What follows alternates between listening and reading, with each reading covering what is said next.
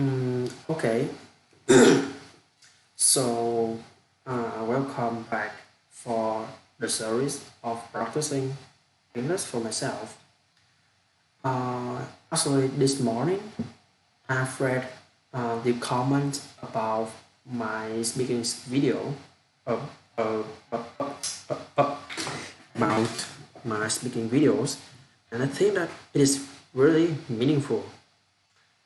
Um, Like he said that I speak too fast and I speak too, too low, no, too small. So I have to speak louder and, speak louder and slower for the people that are in front of me to understand clearly what I'm saying. Okay, so I'm gonna change. So I'm gonna use his advice as a power, as a and a main, how can I say it? And the power is not a power, the the solution for my speaking skill. I want to do that. I'm going to try everything in my ability to improve my speaking skill. So now I have to speak. I have to speak louder and speak slower. Okay, so now I'm gonna start with my presentation, which is the grade 11 presentation that I have done um, weeks ago. Yeah, 2 weeks ago. And because it is a good presentation for my practice for my practicing English, so I keep this as a material for me to use it to move to train my English skill. Okay, so now let's start it with my presentation.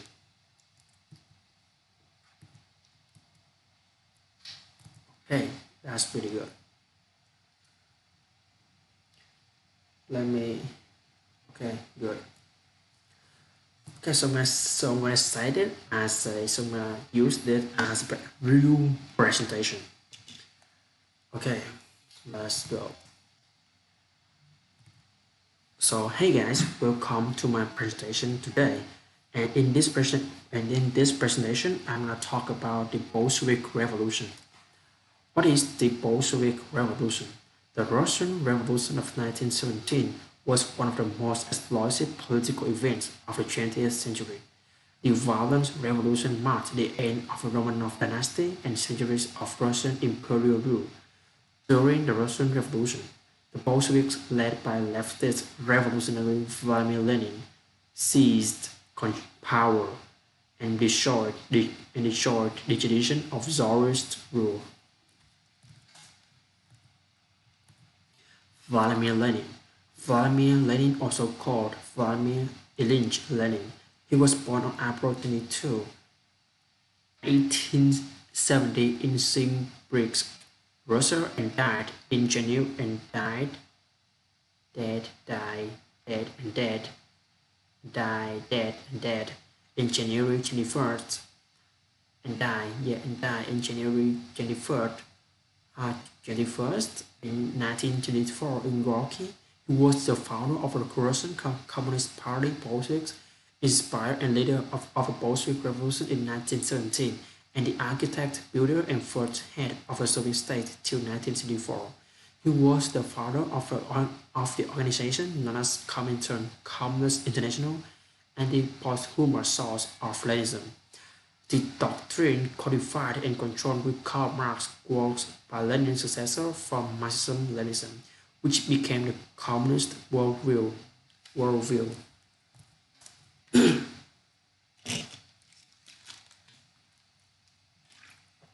Joseph Stalin. Joseph Stalin, real name Georgian Isaac Zhugaishvili, was born on December 18, 1978 in Gori, Georgia, Russian Empire, and died in March 5, 1953 in Moscow in Russia, USSR. He was the Secretary General of the Communist Party of the Soviet Union from 1992 to 1953, and the premier of the Soviet state from 1941 to 1953. He dictated how really ruled the Soviet Union for a quarter of a century and transformed it into a major world power. Leon Trotsky, Lev Davidovich Bronstein, better known as Leon Trotsky, was born November 7, 1879, and died in August 21st, 1940. Leon Trotsky was a Russian revolutionary, political terrorist, and politician. Ideologically a communist, he developed a variant of Marxism known as Trotskyism. Trotsky joined the Bolshevik Party a few weeks before the October Revolution and became one of the leaders of the party. Once in government, Trotsky initially held the post of the Commissar for Foreign Affairs and was involved in the Brest-Litovsk negotiations with Germany as Russia pulled out of World War One. Trotsky was more prominent from March 1918 to January 1925 as the leader of a Red Army in the post of Commissar for Military and Naval Affairs. Trotsky was a vital leading figure in the Red Victory of the Russian Civil War. He was one of the 7 members of the first Politburo. After the rise of Joseph Stalin, Trotsky was removed from his positions and eventually expelled from the Soviet Union in February 1939. He spent the rest of his life in exile and was assassinated in Mexico City by the Soviet NKVD agent. The Kaliningrad tragedy. On May 30th, 1896, a stampede in Moscow occurs during festivities following Nicholas II's coronation, as crowds worried that the supplies of the free souvenirs would run out. Rushed to the stores to get them, it resulted in the death of over 1,300 people. 1905 Revolution 1905 Revolution and Bloody Sunday. On January 22, 1905, known as Bloody Sunday, Jews and police opened fire on a peaceful Bloody Sunday. Jews and police opened fire on a peaceful demonstration outside the Winter Palace and elsewhere in St. Petersburg, killing and injuring around 1,000 people. The Liberal Press blames Nicholas II. On October 30th, 1905, Tsar Nicholas II issued the October Manifesto, promising civil liberties such as freedom of speech and an elected parliament. As a result, restrictions are implemented on the absolute power of a Russian monarch, and a de facto constitution, the Fundamental Laws of 1906, is issued. February Revolution. A series of public protests began in Petrograd, which lasted for 8 days and eventually resulted in abolition. The monarchy in Russia, the total number of killed and injured in clashes with police and government troops in Petrograd is estimated around 1,000 people. March 8, 1817. On International Women's Day, demonstrators and striking workers, many of whom are women, take to the streets to protest food shortages and war. 2 days later, the strikes spread across Petrograd. On March 15, 1917, Tsar Nicholas II abdicated and removed his son from the succession. The following day, Nicholas' brother Mikhail announces his refusal to accept the throne. A provisional government is formed to replace the Tsarist government, with Prince Lvov becoming the leader. June offensive and July days. On July 1917, Russian Minister of War Alexander Kerensky launches an offensive against Austria-Hungary's forces in Galicia. Although the Russian effort is initially successful, the soldiers soon refused to leave the trenches. In fact, due to low morale caused by the revolution, Soldiers, communists debate orders and encourage soldiers to disobey officers. Many soldiers return home to take part in redistribution of land. The offensive collapsed 4 days later, and Russian troops must respond to the Austrians and Germans' counteroffensive. On July 16 and 20, on the July days, a series of spontaneous armed anti-government demonstrations of industrial workers and soldiers began in Petrograd. Lvov resigns as the leader of the provisional government, with Alexander Kerensky taking over and crushing the demonstrations. In the same month, the death penalty is reintroduced and women are granted the right to vote and hold office. Kerensky issues the arrest of Lenin, who goes into hiding. The printing of the printing office of the Bolshevik newspaper Pravda, the headquarters of the Bolshevik Central Committee, are raided, with many Bolshevik leaders arrested. The reported uprising results in Soviet losing their control over provisional government, signifying the end of the dual power situation. It is seen by many as the point of no return for the peaceful development of the revolution. The Kornilov Affair. On September 9, 1917, a field coup by General Kornilov, commander of Russian army, takes place when he orders troops towards Petrograd to counter the threat of the Bolsheviks. Prime Minister Kerensky presents Kornilov's actions as an attempted right-wing coup. While the affair is short-lived, it secures power for the Bolshevik among Petrograd working classes, workers and soldiers, and crushes the credibility of the coalition provisional government between socialists and liberals due to Kada's constitutional democrats, and even Kerensky himself being implicated in the affair. October Revolution and the Brest-Litovsk Treaty. The Bolsheviks seized control of Petrograd on November 7, 1917. The Bolsheviks take control of Winter Palace, the last remaining holdout of the provisional government, on November 8, 1917. The decrees on land proclaiming abolition of private property and the redistribution of land amongst the peasantry, in peace proposing an immediate withdrawal of Russia from the Third World War, are issued by the new Bolshevik government. Subsequent workers' decrees outline measures for an 8-hour working day, minimum wage, and the running of factories. The death penalty is abolished once again on November 8, 1917. On March 3, 1918, Russia ends its participation in the First World War. Bolshevik Russia loses one-third of the old empire's population, one-third of its railway network, half its industry, three-quarters of its supplies of iron ore, 9 to 10 of its coal resources, and much of its food supplies. Okay, so this is my multimedia piece. So this is my multimedia piece. So this is my multimedia piece. Okay, so this is my multimedia piece.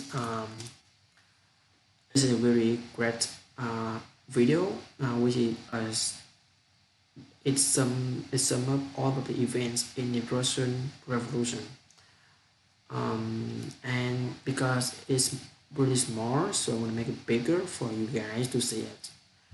And after I saw you guys, and after I saw the audience to see the video, to watch the video, so I want to go to the last slide, which is the end slide, which is the citation of this presentation.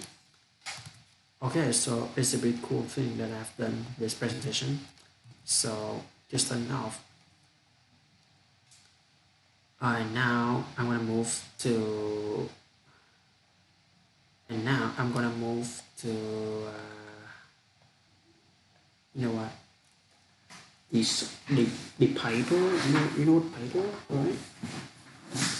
But before that, I'm gonna before that, I'm gonna go to my channel to to upload the video for my channel first, and then I'm gonna go back there to do my stuff.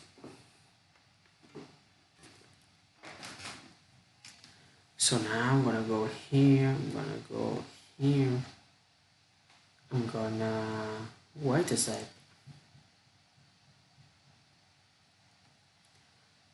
That is pretty good.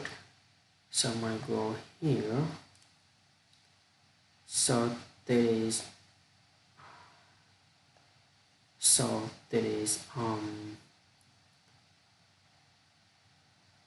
16. It's okay, so basically it's gonna be 17. Where is it? Here. So this one is gonna be 17. I'm gonna go here. Now create upload video, save files. Go to here, go to here, go to here, go here, open it, then pass this one and then change it to 17. Next, publish. Then I'm gonna go close, create upload video, save file. Number 2, then this one's gonna be 18. Pause it like this, publish. That's pretty good, isn't it?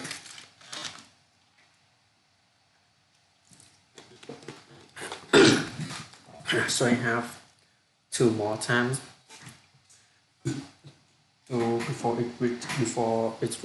before it reaches 20, and then I'm gonna move the next, and I want to move to the next video for my practice.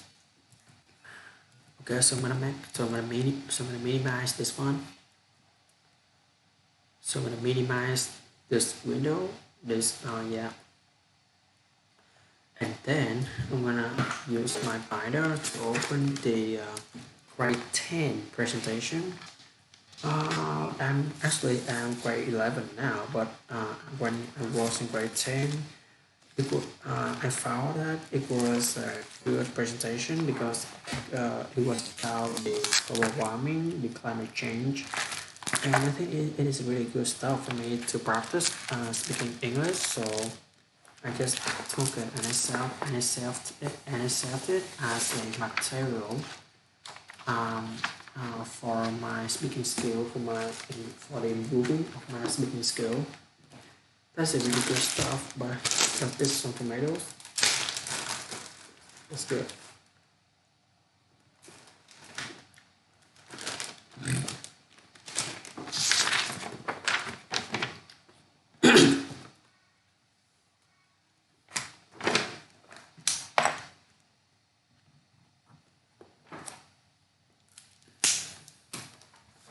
All right.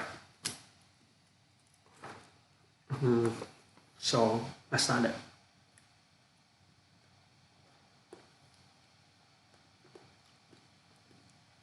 So let's start it. So I'm gonna use the file that is speak loud and slowly. Speak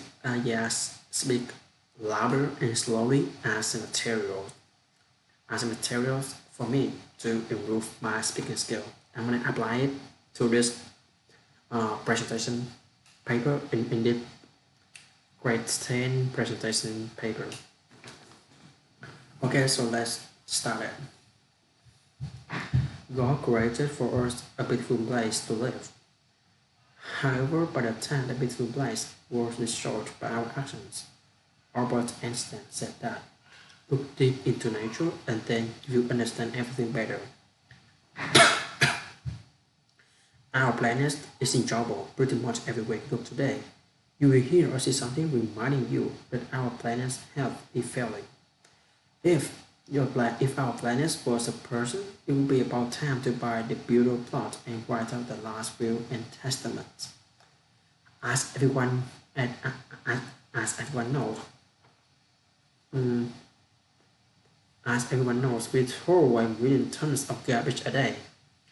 However, just 32% of them were recycled or reused. Furthermore, millions of forest areas are cut down for building factories or residential area, and because of human activities such as burning fossil fuels, oil, gas, and other emissions, those factors have extensive impact to the atmosphere and lead to global warming and pollution. Global warming will probably have influences not only on animals, plants, but also on humans in the future if we continue to destroy the, the nature. Firstly, the effect on wildlife that is caused by global warming is habitat disruption. Habitat disruptions are often due to changes in temperature and water availability. This affects the native vegetation and the animals that feed on it. Also, wildlife's life cycles are shifted because of the greenhouse effect. To illustrate, many birds have turned this shifted because of the greenhouse effect. No, to illustrate, many birds have turned the timing of long-haul migratory and reproductive routines to better sign up with the warming climate. Next, global warming will probably have effects not only on growth of plants but ha- probably have however declining plant growth would destroy forests and dramatically change the habitats that are necessary for many species to survive. And if conditions get bad enough, forests could produce carbon instead of removing it from atmosphere, exacerbating the root cause of climate change.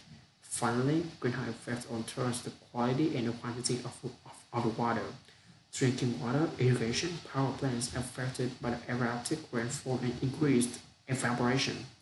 The rise of the rain leads to flooding more often and human daily life will be influenced a lot. In addition, more and more diseases will appear and humans' health will be decreased. Also, population has a big effect on destroying our health. For instance, thousands of Cameroon children under 5 years old contract diarrhea and cholera, two waterborne diseases that are leading cause of death because of the water pollution. Additionally, crops, young trees, and other plants are killed by the air pollution.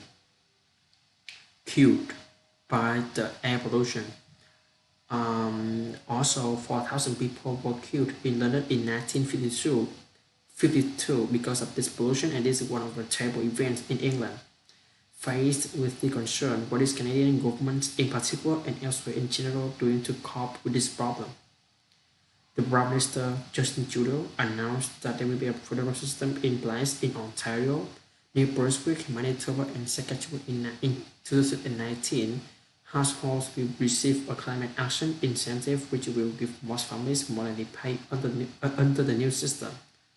Funds will also be given to the provinces, cities, schools, hospitals, businesses, and indigenous communities too, for example, to help them become more energy efficient and reduce emissions, helping Canadians save even more money and improve our local economies. Also, Canadian governments are investing in Canadian companies that are on the forefront of clean technologies and are working with provinces, territories, and municipalities to provide Canadians with more clean energy options. In addition to Canada, a number of other countries have invested heavily in renewable energy, including Chile, Netherlands, um, Ireland, and many European countries have made significant progress in reducing their emissions. Specifically, the population of Netherlands is about 70 million. However, they manufacture 22 million bicycles to combat global warming and pollution. Chile became the first South American country to enact a total ban of the commercial use of plastic bags. In Ireland, the sales of cars using fossil fuels is to be banned in 2030. In 2030, each government in 2030 30 yeah by 2030 each government of each country Each country is putting an abundance of effort in these problems. So what can we, the average citizens, do to add the environment? Firstly, we can use energy wisely. Maybe you don't know, Canada is the top per capita energy consumer in the world. By becoming more energy efficient, you don't not only produce less but save money too.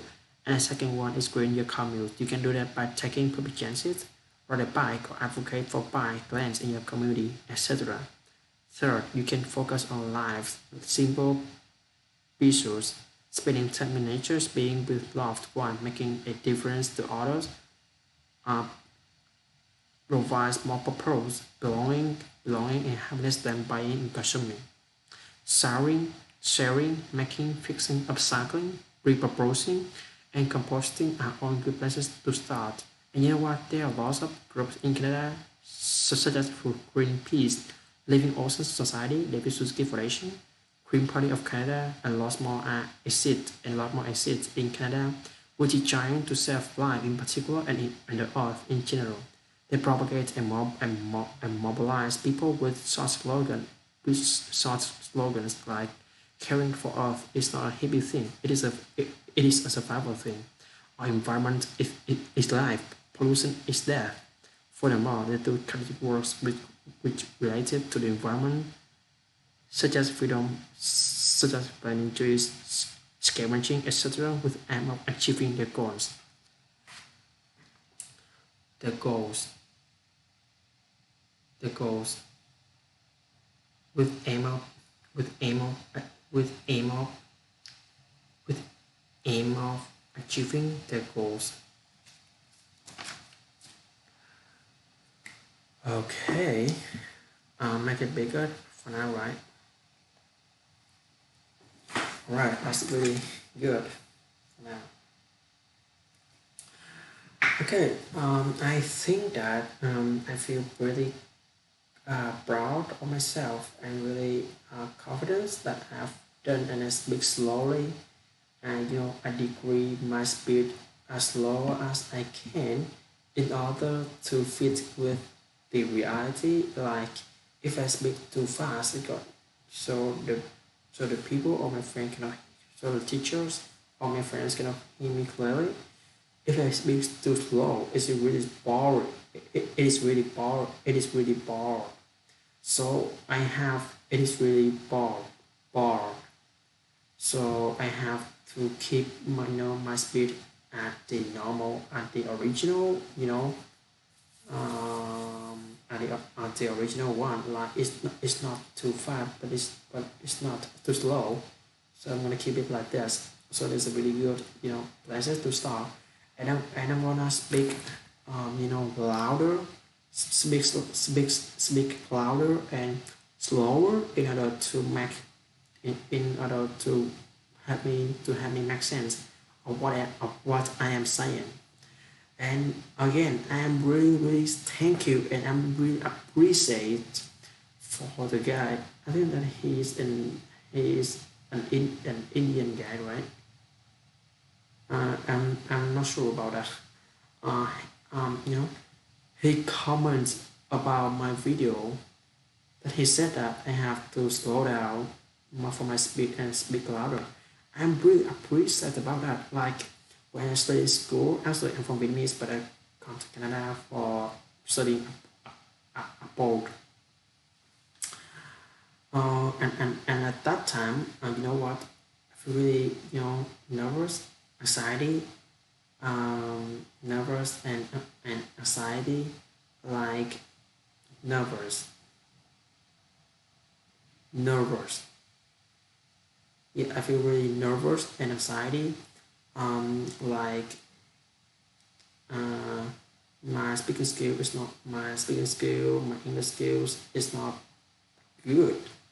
Like I have to do more to improve myself, and I started YouTube channel as a place which I can upload video of my practice process in here.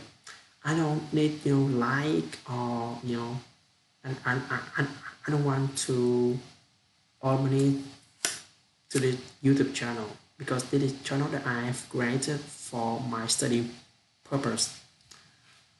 Um, so I've tried a lot from the second semester of grade 10 to now, which is first, the first semester of grade 11. So it's about 9 months, I think. I think so. So I've tried a lot. So and I didn't have any comment like it's just like nice, good working, keep going. I thought I have some mistakes for my own, but I don't know how to fix it. I don't know what is it. Like they just say that, oh nice, nice, keep working. You say me nice, but like you cannot hear me to you cannot hear me say the hell I'm saying. You cannot hear what the hell I'm saying. And you say that that is nice. That's not that's not what I need. I need the real comment. They can point out my mistakes that I'm having. And for that comment, I'm really appreciate him. I'm gonna show you guys like I don't want to take another credit, but I'm gonna open, you know, that guy for thank you and for appreciating for him. So it's gonna be where is it? So it's just gonna be here. It should be here. Here. So the comment, right? Now I'm gonna go to this video. It should be here. Here. Uh, Sivam Sangwan. This guy. Yeah, this guy. Siam, Sangwan. You know, he comment the real. He commented a real comment that I need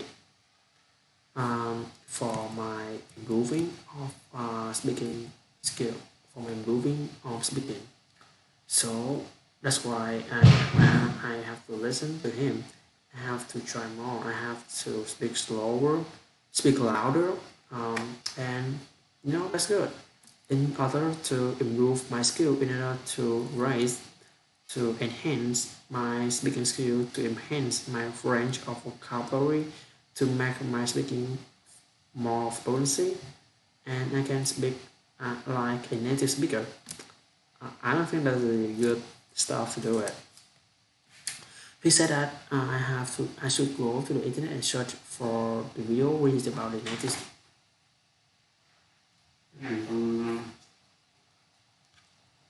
Cái áo gì? Yeah.